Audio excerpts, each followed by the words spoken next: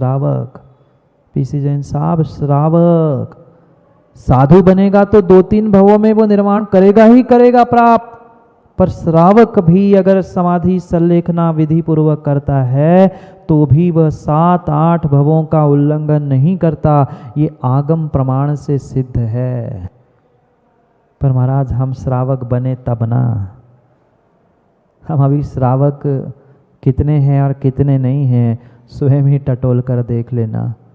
माँ मात्र पूजा पाठ कर लेना, धर्म की क्रियाओं को दोहरा लेना, ये श्रावक का लक्षण नहीं है। सच्चे श्रावक का, सच्चे धर्मात्मा का लक्षण सबसे पहला अगर कुछ है तो वह श्रद्धावान होता है। नहीं बन सकता, नहीं बन सकता। अनंत संसार के अंत का एकमात्र साधन है जो तुम्हारे लाखों करोड़ों सौ भी कई अधिक गुना महंगा है, उसका नाम सम्यक दर्शन है। पूजा करने के लिए तो फिर भी तुम्हें कुछ धन की आवश्यकता होगी, दान देने के लिए कुछ पैसे की ज़रूरत होगी, घर मकान रोटी कपड़ा मकान, इसके लिए तो फिर भी कुछ ना कुछ तुम्हें धन दौलत लगेगी। पर ज्ञानियों बताओ, सच्चे देवशास्त्र गुरु पर निष्पक्ष और निस्वार्थ होकर श्रद्धान करने में कितने टके लगेंगे? कितने करोड़, कितने लाख, कितने हजार? कुछ नहीं, कुछ नहीं, कुछ नहीं। आपको 6 आवश्यकों का पालन करने के लिए फिर भी स्वाध्याय के लिए ग्रंथ चाहिए पड़ेंगे, पूजन पाठ करने के लिए द्रव्य बर्तन कुछ ना कुछ निमित्त चाहिए पड़ेंगे, पर श्रद्धान करने के लिए सच्चे देव शास्त्र गुरु पर सब वाद विवाद और निष्पक्ष भावना से, वाद विवाद से रहित होकर श्रद्धान करने में कोई पैसा लगने वाला नहीं है। पर सबसे महंगा आज सम्यक दर्शन ही है। क्योंकि महाराज बाकी तो वस्तु हम पैसों में खरीद लेंगे, पैसों की किसके पास कमी है आज? धन दौलत की किसके पास कमी है आज? किसी के पास कमी नहीं है। पर ध्यान रखना, समाधि मरण हो, चाहे सम्यक दर्शन हो, चाहे समता हो, आप पैसों में खरीद नहीं सकते, पैसों में खरीद नहीं सकते, पैसों में खरीद नहीं सकते। समता भी तुम्हें अपने आप से ही लानी होगी, सम्यक दर्शन भी तुम्हें अपने आप से प्राप्त करना होगा, और समाधि मरण भी तुम्हें अपने आप से ही प्राप्त करना होगा। कितना ही अच्छा निर्यापकाचार क्यों ना हो, कितना ही अच्छा आपका मार्गदर्शक भी क्यों ना हो, जब तक आपका मन स्वस्थ नहीं है, जब तक आपका दिलो दिमाग ठीक नहीं है, तब तक दूसरे का उपदेश भी कार्यकारी नहीं होता, नहीं होता। क्या मारीची को आदिनाथ जैसा उत्कृष्ट उपदेष्टा नहीं मिला था? समोशरण में साक्षात पहुंचा था मारीची का जीव, पर कुछ नहीं हो पाया, कुछ नहीं हो पाया। छोटा सा अहंकार, मैं भी भगवान बनने वाला और मैं भी तीर्थंकर हूँ, मैं भी धर्मात्मा हूँ, इतनी सी अहंकार की बात, इतनी सी अहंकार की बात पहले तीर्थंकर के समोषण को छोड़कर भागने के लिए निमित्त बनी, और जो भाग गया वह जिंदगी से ही भाग गया। सच्चाई यही है, सच्चाई यही है। धर्मात्माओं, ज्ञानियों, विश्वास मानना, किसी भी प्रकार से अगर तुम्हारे भीतर ये अहंकार टकरा रहा है कि मैं बहुत बड़ा धर्मात्मा, मेरी परंपरा बहुत बड़ी धर्मात्मा, अमुक मेरे घर परिवार वाले बहुत बड़े धर्मात्मा, इतना सा भी तुम्हारा अहंकार तुम्हें सता रहा है, ये पक्का है तुम अभी सच्चे मायने में धर्मात्मा नहीं हो। दृष्टांत मारीची का हमारे सामने उपलब्ध है। क्या करें? व्यक्ति समाधि मरण धारण करने के लिए बड़े बड़े भेष प्राप्त कर रहा है, अणुव्रत महाव्रत धारण कर रहा है, पर माँ ये अणुव्रत ये महाव्रत कार्यकारी नहीं हो सकते अगर तुम्हारे दिलो दिमाग, तुम्हारे हृदय में, तुम्हारे श्रद्धान में समता परिणाम नहीं है। जब तक समता परिणाम तुम्हारे हृदय में नहीं है, तब तक विश्वास मानना, दुनिया की कितने भी श्रेष्ठ कार्य आप कर लेना, करोड़ों लाखों अरबों खरबों द्रव्य धन इकट्ठा कर लेना, पर वो आपका धन, आपके साधन कार्यकारी हो नहीं सकते। पूरी जीवन भर की साधना मात्र और मात्र अंतिम समय तक समता परिणाम, राग द्वेष से रहित परिणामों का पुरुषार्थ करने के लिए करना होगा, तो ही कुछ कार्यकारी है। अन्यथा ये धर्म ध्यान करना, धर्म का पोशाक, धर्मात्मा का पोशाक प्राप्त कर लेना, ज्ञानियों हकीकत में मात्र ढोंग है। धर्म का ढंग ये सिखाता ही नहीं है। ये सिखाता ही नहीं है, ये सिखाता ही नहीं है। हम अपने आप से ही पूछे ना, हम धर्म भी कर रहे हैं, गृहस्थी भी चला रहे हैं, हमारे भीतर कितने समता परिणाम हैं।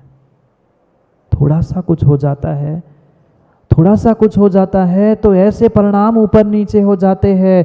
जो सामने निमित्त मिलता है जिसके कारण से हमारे परिणाम ऊपर नीचे हुए हैं, उस सामने वाले व्यक्ति को भी क्या कुछ नहीं सोच लेते, क्या कुछ नहीं सोच लेते।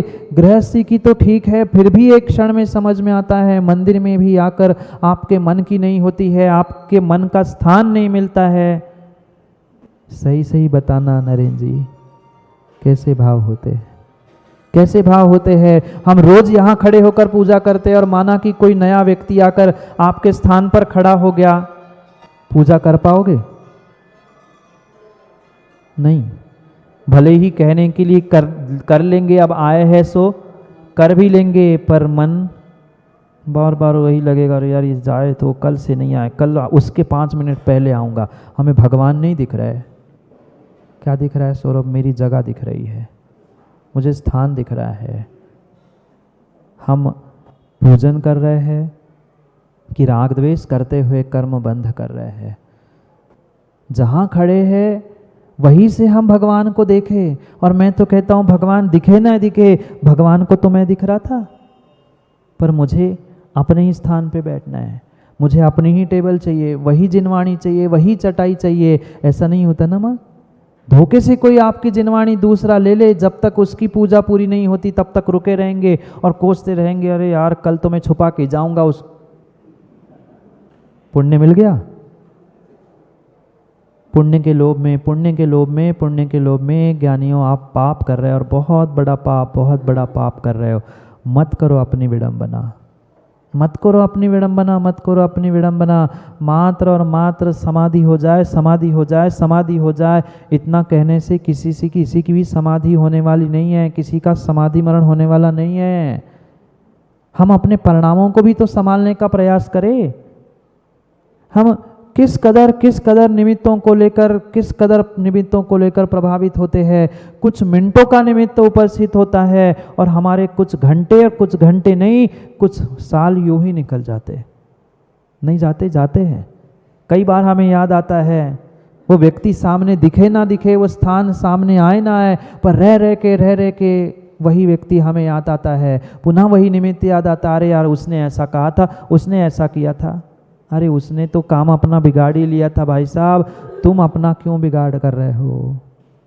उसको तो जो करना था वो कर ही लिया, पर उस व्यक्ति को देखकर अगर हम अपने परिणाम, अपने भाव बिगाड़ रहे हैं, तो उसका कुछ बिगड़े ना बिगड़े, पर मेरे तो भाव बिगड़ रहे हैं, मेरे तो स्वयं के भाव बिगड़ रहे हैं, मेरे तो स्वयं भाव बिगड़ रहे हैं।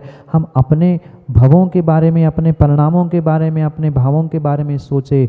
दूसरों के बारे में सोचने से मेरा कभी भी हित होने वाला नहीं है, नहीं होने वाला।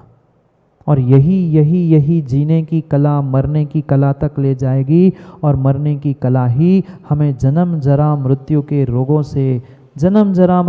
रोगों से बचाने के लिए निमित्त बन सकती है।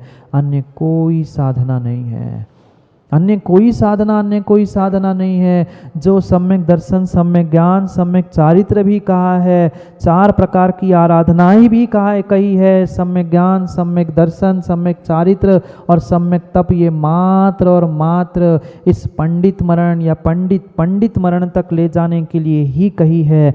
अन्य इसके पीछे का उद्देश्य कुछ है ही नहीं।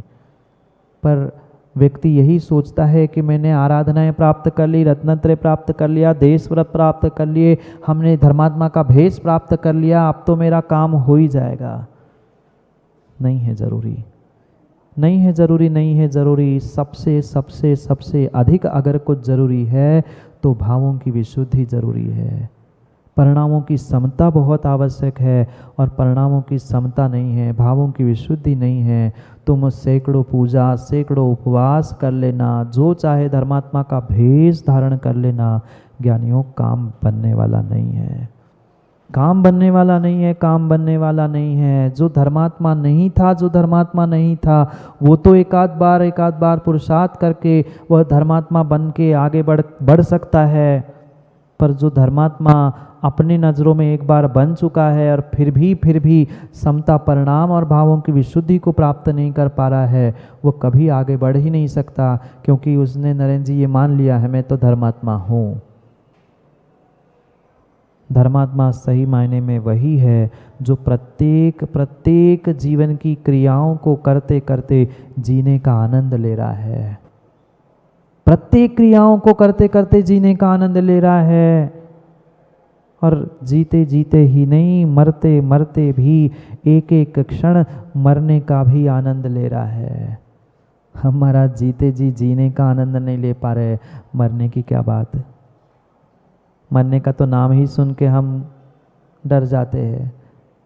मरने का नाम सुनते ही पता नहीं किन किन के दरवाजे पर दस्तक देने पहुंच जाते हैं। कभी डॉक्टर ने हाथ खड़े कर लिए तो कहीं मिथ्यात्व के दरवाजे पर पूजने भी पहुंच जाते हैं। जैसे हो जाए बच जाए, 1 घंटे बच जाए, 2 मिनट बच जाए। जब मरते समय दूसरों के सामने गिड़गिड़ाने के लिए पहुंच रहे हो, ज्ञानी जब समय मिला था तभी संभल जाते, तभी आयु के निषेकों को, जो मिला हुआ आयु निषेकों का कर्मों का द्रव्य था, उसका सदुपयोग करते तो हो सकता था जितनी आयु लेके आए थे पूरी आयु का भोग करते। पर आज अधिकांश जीव मात्र संक्लेश भावों से उस अकाल मरण को प्राप्त कर रहे हैं। संक्लेश भावों से कर रहे हैं कि क्या करूं, ऐसा क्यों, वैसा क्यों, ये नहीं वो नहीं। जितने टेंशन डिप्रेशन में जी रहे हैं, आप लोगों की नहीं कह रहा हूं, पर जितने जी रहे 80-90% कुछ ना कुछ चिंता में ही है। जिनके पास है वो भी चिंता में है, और जिनके पास नहीं है, बहुत अच्छा कहा आप ही लोगों ने, मैं तो पूछ रहा था, है तो भी चिंता और नहीं है तो भी चिंता। जिनकी हो गई वो भी चिंता में है, जिनकी नहीं हुई क्यों बेबल, जिनकी हो गई, समझ गए ना, मेरे से ज़्यादा समझदार है आप लोग। जिनकी हो गई वो भी चिंता में है, जिनकी नहीं हुई वो भी चिंता में है। कैसी विडंबना है। चिंता सबको लगी है, सबको चिंता लगी, और ये चिंता ही तुम्हें खाई जा रही है। ये चिंता के रूपी जो संक्लेश परिणाम है ज्ञानियों, तुम्हारे पुण्य को, तुम्हारे आयु को एक एक मिनट काटते नष्ट करते जा रहे हैं। मौज से जियो, आनंद से जियो, जितना मिला है उतने में ही संतुष्ट होकर जियो। पर ऐसा क्यों नहीं, ये सोच कर ही व्यक्ति अपनी पूरी जिंदगी बर्बाद कर रहा है। मनुष्य पर्याय के बेशकीमती क्षण, चाहे तुम्हारा पुण्य हो चाहे धन हो, धन भी तो नष्ट हो रहा है। आज जितने पैसे जितना धन आपको रोटी खाने में नहीं लगता, उससे कई अधिक गुना दवाई खाने में पैसे खर्च होते हैं। लगाना कभी हिसाब, साल भर का, महीने भर का, जितना खर्चा राशन का नहीं होता होगा, पूरे परिवार का उतना खर्चा आजकल मेडिकल पे होता है। क्यों? शरीर इसी कारण से बीमार है, अस्वस्थ है, क्योंकि आज सभी का मन अस्वस्थ है। मन में शांति नहीं है। क्रियाएं तो सब चल रही है, कोई क्रियाओं में कमी नहीं है। है क्या कमी माँ? पूजन पाठ में कमी है? नहीं है। स्वाध्याय में कमी है? नहीं है। कोई क्रियाओं में कमी नहीं है। पर फिर भी रोज कोई ना कोई एक व्यक्ति हमारे पास आता है और रोज यही कहता है कि महाराज जी सब कुछ है पर शांति। रोज कोई ना कोई एक आता ही आता है। कैसी विडंबना है। जब सब कुछ है और शांति नहीं है तो सब कुछ होने का मतलब क्या है? मैं पुनः कह रहा हूँ, ये मनुष्य पर्याय का जीवन ज्ञानियों पुनः मिलने वाला नहीं है। व्यर्थ में उसे नष्ट मत करो नष्ट। तभी तुम्हारा उत्कृष्ट मरण संभव है। तभी तुम मरने की कला को सीख पाओगे, जब जीते जी जीने की कला को सीख पाओगे। समझना है उस भावनाओं को कि कैसे हम अपनी भावों को बनाएं, कैसे अपनी भावनाओं को संजोए, जिसके माध्यम से हमारा जीवन में समाधि मरण हो। मैं पुनः कह दूं, ये कोई मिनटों का खेल नहीं है। ये कोई घंटों का भी खेल नहीं है। कई कई जीवन की साधना, कई जीवन की साधना जब फलीभूत होती है, तब कोई इंसान, तब कोई श्रावक, तब कोई साधक सच्चे मायने में आगम के परिप्रेक्ष्य में समाधि मरण संलेखना पूर्वक प्राप्त कर सकता है। यूं ही वो 7-8 भव और 2-3 भवों में निर्वाण को प्राप्त करने वाला नहीं हो रहा। कितनी साधना जीवन भर करनी होगी। ये थोड़ा सा विचार करना है। कैसी साधना? शरीर की नहीं, भावों की। शरीर से तो खूब उठक पटक कर ली, खूब शरीर से उठक पटक कर ली। सुबह हो गया, डिब्बी लेकर आ गए, थैला लेकर आ गए, मंदिर में सब चढ़ा गए, फिर वापस गए, फिर जाते जाते सब्जी दूध कैन सब भर के ले गए। करते ना, एक साथ 2-4 काम। पूरी पूजा होते होते वही मढ़ावरा ज्ञानी सोचता है कि पूजा जल्दी हो जाए, अभिषेक शांतिधारा आज महाराज ने लेट कर दिया, अभिषेक शांतिधारा कब होगा, तब तक दूध वाला चला जाएगा। हाँ, तो यही है, पुण्य किसका मिल रहा है? सोचना, विचार करना। जीते जी हम क्या कर पा रहे? यहाँ अभिषेक शांतिधारा हो रही है, पर लग रहा है अरे 8 बजे दूध की गाड़ी चली जाएगी, फिर शुद्ध दूध नहीं मिलेगा, क्या करूं क्या करूं। पूरा मन वहां लगा है। दुनिया तो हमें धर्मात्मा कह रही है, पर हम कितने पानी में हैं? हम कितने पानी में हैं? अपने आप की पहचान अपने आप से करने की आवश्यकता है। दूसरे किसी के कहने से कभी कभी कोई धर्मात्मा हो नहीं सकता। सही मायने में हम अपने भावों पर पुरुषार्थ करें, परिणामों पे पुरुषार्थ करें। शरीर का तो पुरुषार्थ इस भव में क्या, कई भवों में हमने किया है। कई भवों में शरीर का पुरुषार्थ किया है। उस शरीर के पुरुषार्थ के साथ साथ हमें भावों का पुरुषार्थ भी समता परिणामों के रूप करने की आवश्यकता है। जहाँ समता नहीं है, माध्यस्थता नहीं है, वहाँ कभी शांति हो ही नहीं सकती। अरे जो हो गया लेट इट बी यार, छोड़ दो ना, आगे बढ़ो। कब तक कोयला घिसते रहेंगे। जब तक कोयला घिसोगे, ऐसा क्यों हुआ। कभी भी ध्यान रखना, कोयला घिसते घिसते गोरा होने वाला नहीं है। वो काला था, काला है और काला ही रहेगा। और जब तक तुम वही बात, ऐसा क्यों। अरे आगे तो बढ़ो, छोड़ो ना। जिसको जो करना था, जिसको जो कहना था, उसने वो कर दिया। पर मैं तो स्वतंत्र हूं। उसने तो जो करना था वो मेरे साथ कर लिया। अब तू अपने साथ गलत क्यों कर रहा है? मान लिया सामने वाले ने गलत किया, 1 नहीं 2 नहीं 3 नहीं 100%, 1000% सामने वाले ने तुम्हारे साथ गलत किया। तुमने कुछ भी नहीं किया, एक क्षण मान लिया, पर उसने गलत कर लिया। अब तू अपने साथ गलत क्यों कर रहा है? उसने कर लिया, भूल जाओ। सबसे बड़ी समस्या आज यही है कि व्यक्ति भूल नहीं पा रहा है। अच्छी बातें तो भूल जाता है, देवशास्त्र गुरु को भूल जाएगा, जिनवाणी भूल जाएगा, पर बुरी बातों को कभी नहीं भूलता। समय पर, समय की बात के लिए पुनः समय पे मिलते हैं, क्योंकि समय पे किया गया काम समय को दिलाता है। बोली भगवान महावीर स्वामी की।